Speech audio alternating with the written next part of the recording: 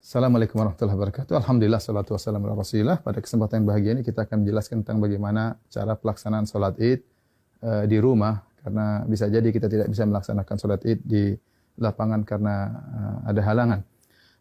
Para ulama, jumhur ulama berpendapat bahwasanya dibolehkan sholat id di rumah bagi orang yang tidak bisa menghadiri sholat id di lapangan.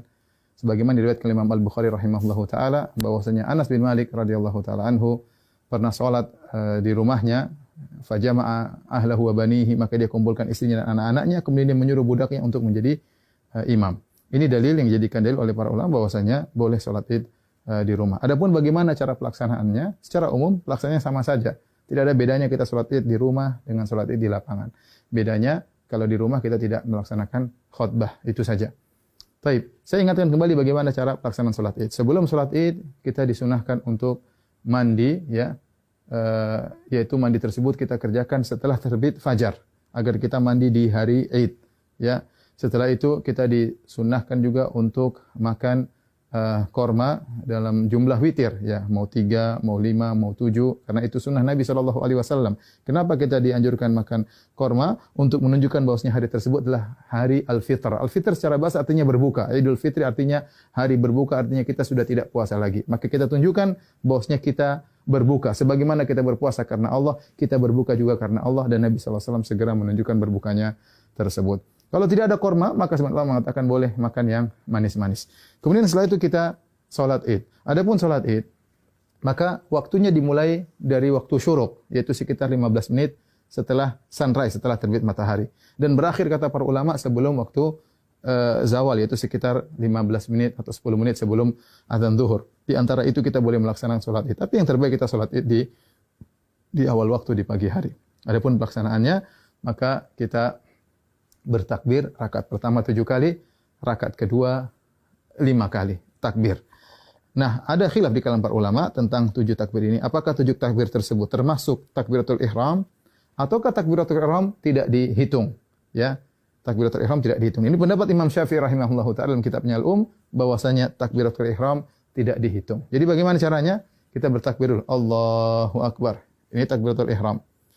Kemudian kita baca doa istiftah. Setelah kita baca doa istiftah, baru kita bertakbir 7 yang disebut dengan takbirat zawaid, takbir tambahan. Kita takbir Allahu Akbar. Allahu Akbar. Nah, apakah di antara takbir ini ada doa khusus? Tidak ada dalil, ya, dari Nabi sallallahu alaihi wasallam.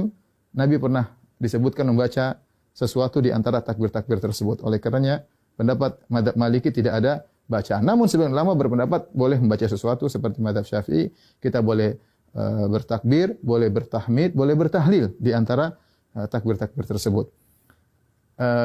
Kita ulangi, kita Allahu Akbar, takbiratul ihram, kemudian kita baca doa istiftah, kemudian kita takbir 7 kali. Allahu Akbar 1, Allahu Akbar 2, ya, Allahu Akbar 3. Antara takbir satu dengan yang lainnya kita ada jeda sedikit, apalagi kalau kita jadi imam, agar makmum di belakang bisa mengikuti kita. Kita lanjutkan Allahu Akbar 4, Allahu Akbar 5, Allahu Akbar 6, Allahu Akbar 7. Setelah itu kita ta'awudz, kemudian kita baca Al-Fatihah. Setelah baca Al-Fatihah, kemudian kita baca surat. Nah, surat ini kita bisa baca, disunahkan baca surat Sabbihisma Rabbikal A'la, atau kita baca surat Qaf, ya. Salah satunya sunnah, seandainya seorang baca surat yang lain juga tidak jadi masalah. Setelah kita selesai baca surat, maka kita ruku, Allahu Akbar, ya, seperti biasa. Kemudian kita sholat, sampai kemudian kita pada rakaat, mau naik ke rakaat kedua, tatkala kita sujud, ya, kita sujud, kemudian kita mau bangkit ke rakaat kedua, maka kita bertakbir. Allahu Akbar. Ya. Nah, takbir dari sujud menuju ke rakaat kedua namanya takbir al-intiqal. Yaitu takbir perpindahan dari satu rukun ke rukun berikutnya, dan itu tidak dihitung, tidak dihitung. Nah, rakaat kedua kita bertakbir 5 kali. Takbir tadi enggak dihitung, kemudian kita takbir lagi. Allahu Akbar 1, Allahu Akbar 2, Allahu Akbar 3, Allahu Akbar 4, Allahu Akbar 5. Kemudian kita baca Al-Fatihah dengan jahar. Kemudian setelah itu kita baca surat, disunahkan kita baca surat Al-Ghasyiyah atau kita baca surat Qaf.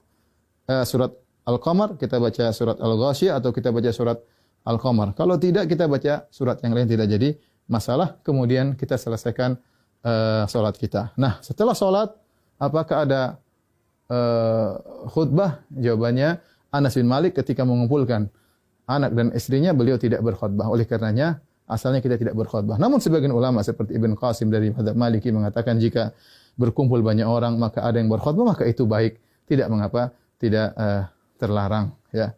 Demikian tata cara singkat ini, semoga bermanfaat bagi kaum muslimin. Semoga Allah menerima ibadah kita. Wabillahi taufik. Assalamualaikum warahmatullahi wabarakatuh.